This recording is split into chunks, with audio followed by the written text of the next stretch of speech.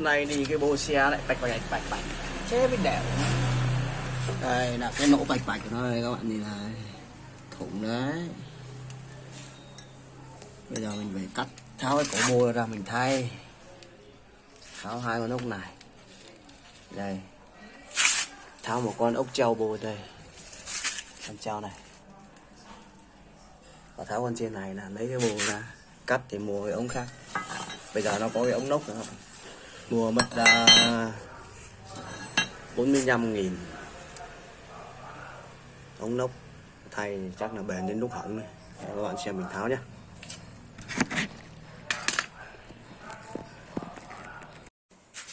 Cái hai con này là khó chơi đây.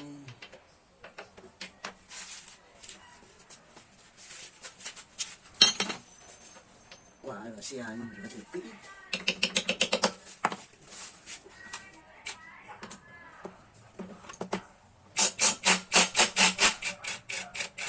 Nào là một con.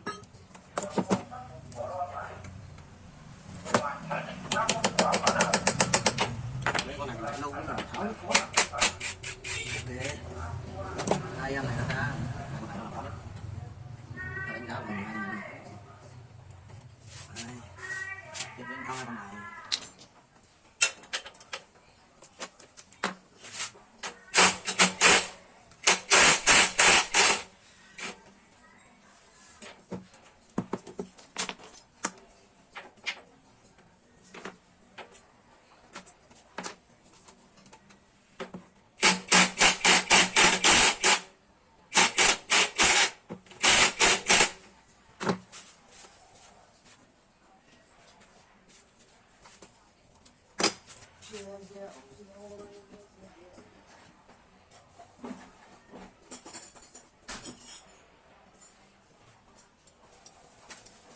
Ô dìa.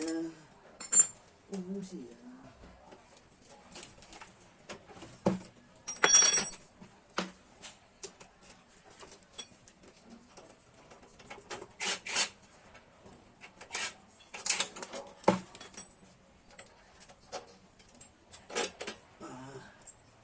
Một em. Giờ đưa nốt em này ra nữa là xong.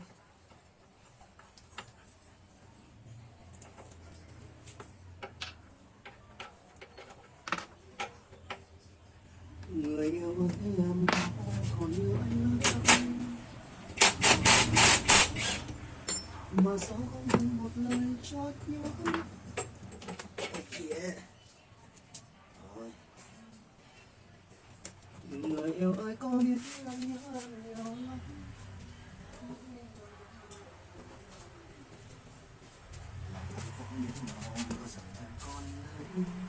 Nụ hôn trao nước đây ôi tình yêu tuyệt vọng.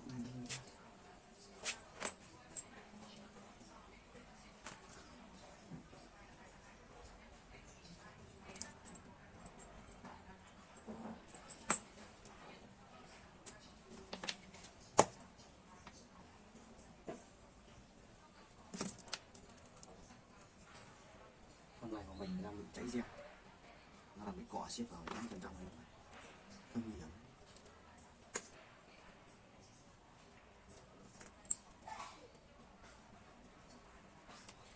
Tê tê tê tê tê tê tê tê. Ai chà, bắt đầu lôi em nó ra.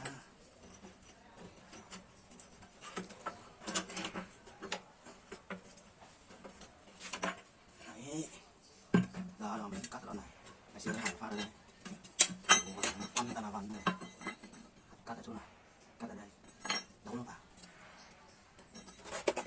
Đây là inox 1.8 này, bạn nhìn 1.8 nhân cái khẩu độ 6 m, 6.000 mm. Đây là cắt từ một cây inox rồi làm vào. Đấy.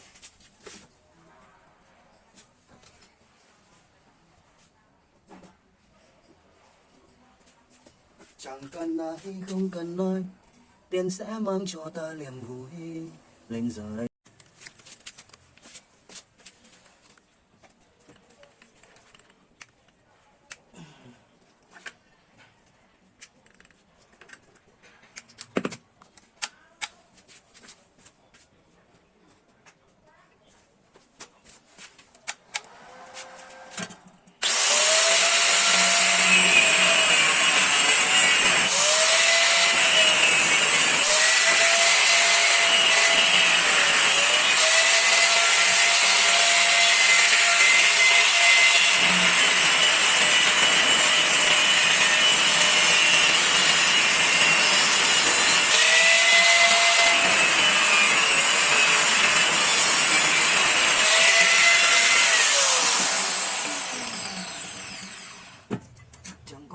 nữa sao lòng ta cứ mãi bâng khuâng thì dài và dường như người em thương nhớ vẫn chưa phai.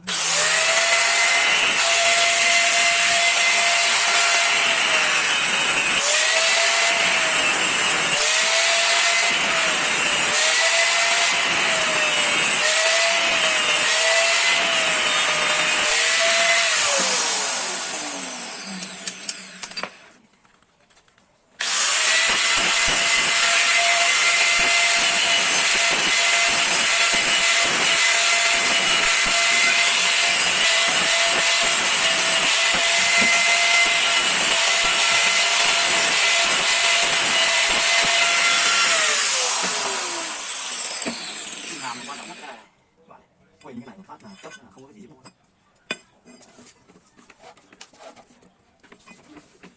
Chẳng còn chi nữa sao lòng ta cứ mãi bâng khuâng khi trời và dần dần thương nhớ vẫn chưa phai.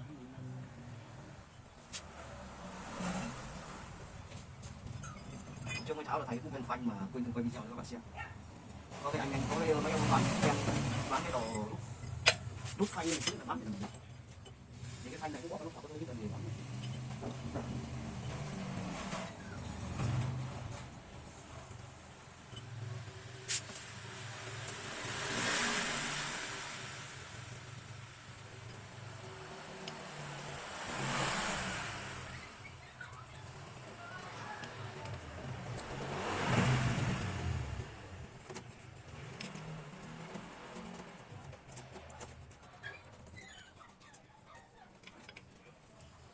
Đấy.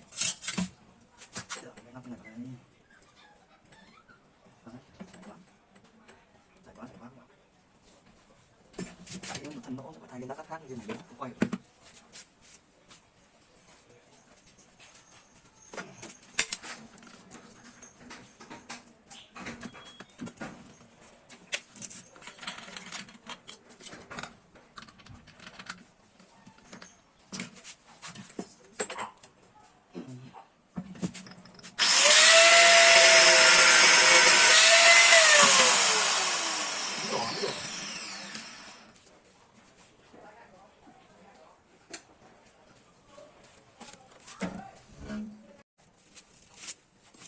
Em sao tôi không phải gì thôi.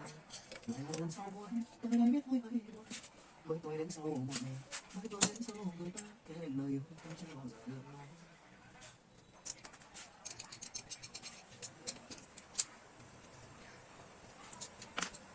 Chẳng về bên tim người không, tôi quay lên hỏi, còn gì tôi biết nữa, sao không biết phải. Cảm ơn những nhìn trên trời, cảm ơn những trao hương, tất cả xung quanh tôi nhiều lên ca. Lúc tôi đang bên thì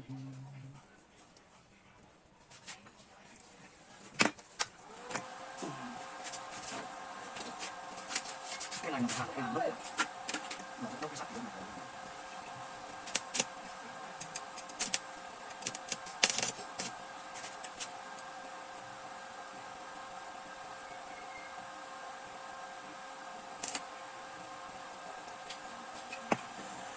cho kênh Ghiền Mì Gõ để không bỏ lỡ những video hấp dẫn.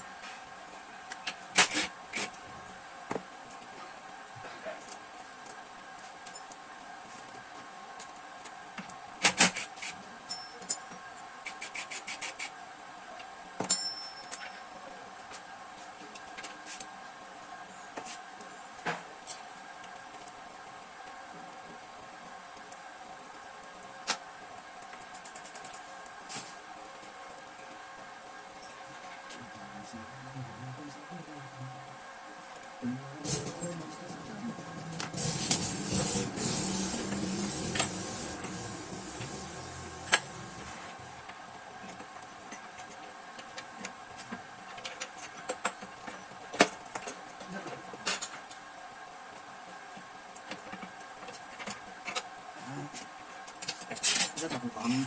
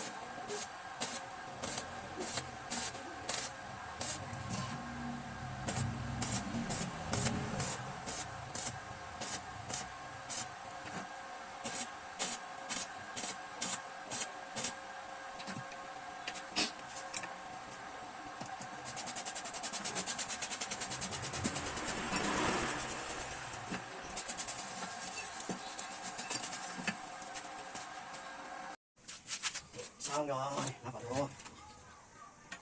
Xem nó để.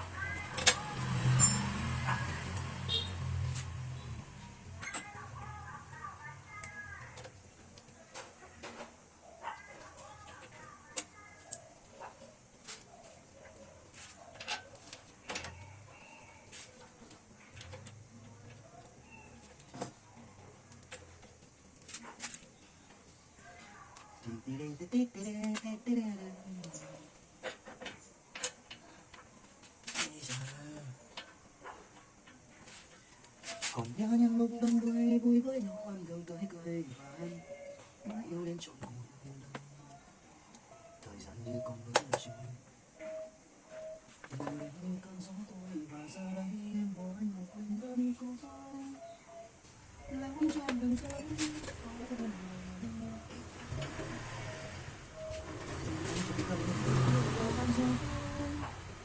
nếu trên đời nói tiếng yêu buồn thì đâu buồn chỉ có mỗi đứa mong vẫn chờ.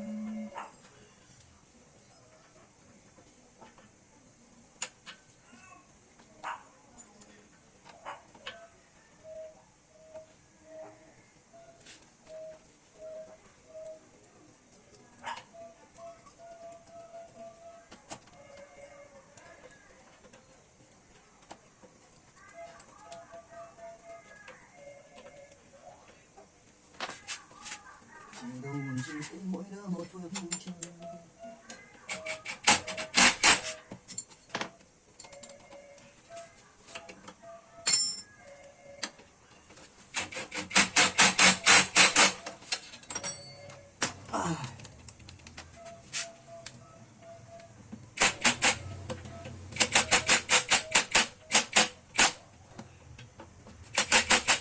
Ok, đọc máy thôi.